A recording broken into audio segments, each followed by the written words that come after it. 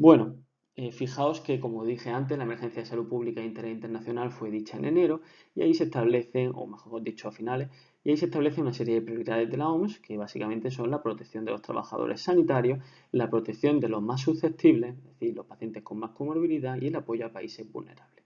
Bien, de momento la OMS no recomienda restricciones de viaje, pero es cierto que recomienda tests al salir de países de transmisión comunitaria en los pacientes que están sintomáticos, hacer un screening y hacer PCR en los sintomáticos, y en muchos países se está haciendo un screening a la entrada, de hecho. Estas diapos son particularmente importantes tanto por lo que nos viene ahora como por lo que nos va a venir.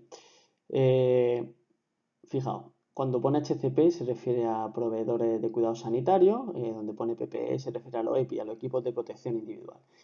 Vamos a tener dos tablas, esta es la de contacto prolongado con un paciente con COVID que lleve él la mascarilla, luego vendremos con otra en la que no lleva la mascarilla.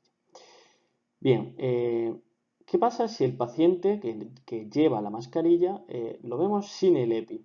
Bueno, pues estamos hablando de una exposición de riesgo medio. Deberíamos de hacer una monitorización nuestra activa.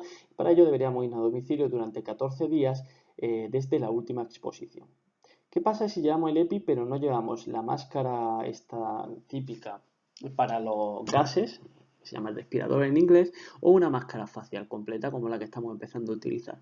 Bueno, pues en estos casos la exposición es de riesgo medio y la recomendación es hacer un seguimiento activo y igualmente no trabajar por 14 días.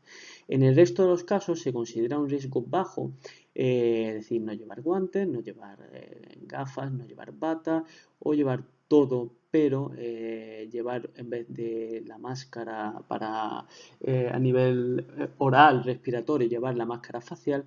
En todos estos casos son riesgos leves y se podría hacer simplemente que el paciente siga trabajando y simplemente vaya comunicando si se encuentra mal y se le vaya preguntando cómo se encuentra. Fijaos que en gloves, en guantes, pone una A y esa A quiere decir que podría pasar a ser un riesgo medio y por tanto a irse a casa durante 14 días en el caso de que el contacto sea prolongado. Fijaos que en este caso, en los casos en los que el paciente no presenta, o sea, no usa la mascarilla, se están creando los aerosoles y en este caso, en el caso que el paciente, perdón, de que el sanitario no lleve el EPI, es una transmisión de riesgo alto, hay que hacer un seguimiento activo y se debe ir a domicilio. Igualmente, si no lleva la máscara para gases o no lleva la máscara facial. En el caso de que la persona lleve el EPI pero no lleve las gafas, es un riesgo medio y podría ser un riesgo alto y subir un escalón, por eso esa B pequeñita, en el caso de que fuese un procedimiento de los que generan aerosoles. En estos casos se recomiendan irse a domicilio 14 días. En caso de que no lleve guantes sería un riesgo bajo, pero puede subir al riesgo medio si es un proceso generador de aerosoles o es un contacto prolongado. Y en el caso de que lleve todo el EPI pero lleve máscara facial en vez de máscara de gases, sería un riesgo bajo. Igualmente puede subir a medio si es un procedimiento generador de aerosoles.